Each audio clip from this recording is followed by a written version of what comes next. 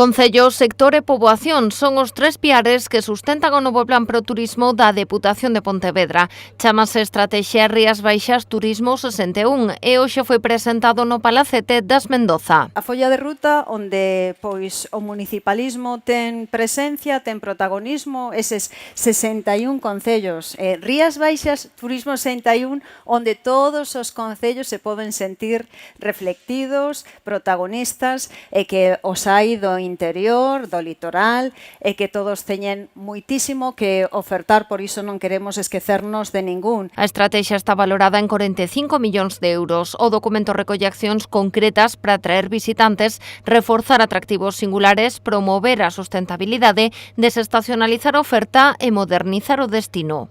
Temos esta necesidade de ter unha mirada de longa distancia, de planificar, de deseñar respostas de consenso, porque a estas alturas é lóxico que xurdan preguntas, que xurdan cuestións. Que podemos dicir como destino ante a imprescindible sustentabilidade turística? Como imos reforzar a esencia dun territorio de por sí excelente como o noso?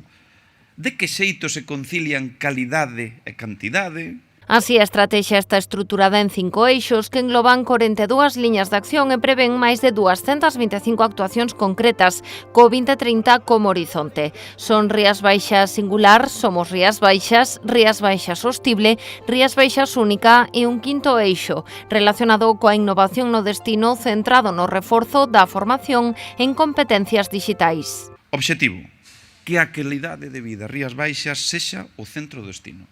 O que somos é o que nos diferencia.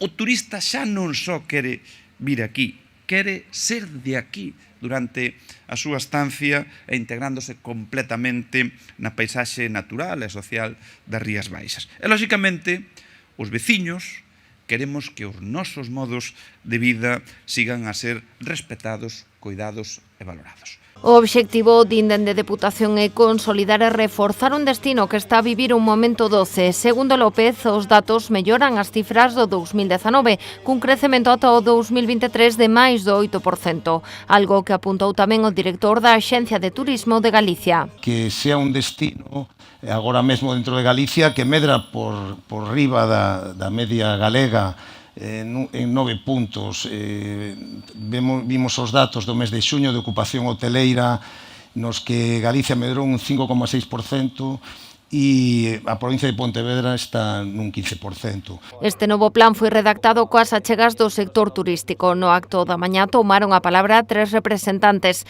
o chef Javier Olleros, de Culler de Pau, Lorena Varela, xerente da Ruta do Viño Rías Baixas, e Cesario Pardal, presidente do Clúster Turismo de Galicia.